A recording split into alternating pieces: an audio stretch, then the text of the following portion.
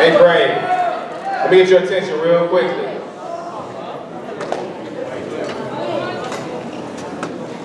This is our last house meeting for this year. And we've had some really good speakers and really good presenters come out and talk to you. Moving into the new year, a few things I want you to take from the experience that we've had in these house meetings. Our theme for today is reading. Becoming a better reader, because I realize not everybody is enthusiastic about reading. And that's okay, because tomorrow is a new day to begin a new chapter in your life. I want to briefly just talk about a person who uses reading to not only better himself, but the people around him. Now this person is from Akron, Ohio. He started in Akron, Ohio. He was drafted by the Cleveland Cavaliers. He decided to go to Miami, and then he went back to Cleveland. But when he was in Miami, he learned something very important. And I'm always about learning from other people. That's what I'm about. So anyway, when he was in Miami, he picked up a habit that allowed him to win 2 championships while he was in Miami. So here's just a quick video of what he does every game to prepare himself to play basketball.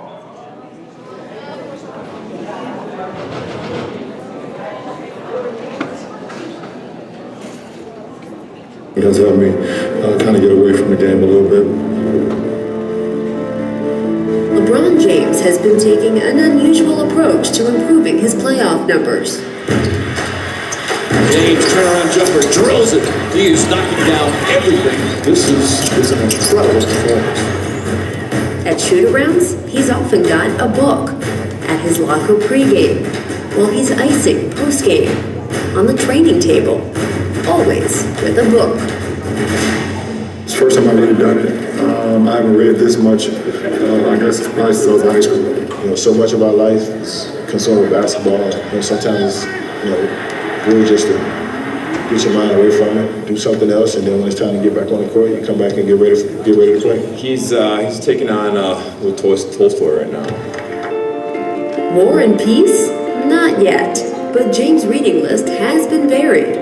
Jay-Z and Jerry West's autobiographies, The Tipping Point, The Pact, and the entire Hunger Games trilogy.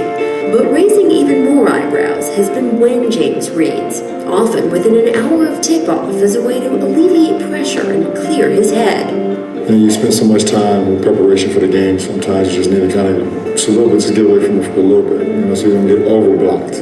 He needs his time, he needs his space to go somewhere else, to put himself into a different mindset before he come out here and run out on this court where he's the most watched athlete in sports.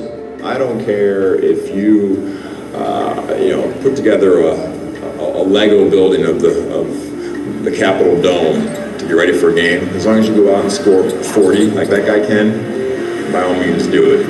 James fires a 3.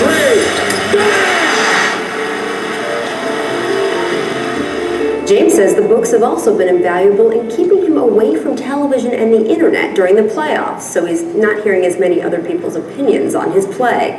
It's a tactic that's caught on throughout the Heat locker room. The Hunger Games books have been passed around, as has a biography of Malcolm X. Is a Heat book club next? Would you have to guess who would be the leader of the book club? Probably be Shane. Or maybe after the season we can get together and discuss. Serve some tea and some crumpets. It was relaxing. So, what I discovered, if LeBron James is reading before each and every game to prepare himself mentally for the task at hand, it might be a good idea for you to incorporate that habit. Because this is what I discovered. I discovered that there's a lot of information in books that can help you become a better person. There's something in a book that if you want to do something in life, someone has probably already done it. And you could probably find that answer in a book. Reading books create value, and value is what makes the difference. People say, I get paid for an hour. No, you get paid for the value you put into the hour. We're all valuable in the sight of God, but I'm saying this. When you step into your job or you step into your area of profession, people get separated based on the value they bring to that job. That's why everybody does not get paid the same, because they don't have the same value that they bring to the job. And the way that you create value for yourself is by reading, by learning how to interact with people, by learning how to communicate effectively with people. This adds value to yourself, and people pay you based on the value you have for yourself. That's what separates the CEO of Apple, who makes $24,000 a day, versus the person on minimum wage who makes $65 a day. It's the value that person brings to the job.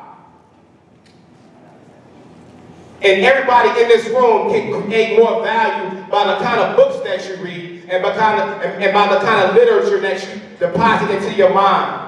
Your mind is like soil, and whatever seeds you're planting in your mind is gonna grow. You put in seeds of success and seeds of hard work, you're gonna get a reward for that.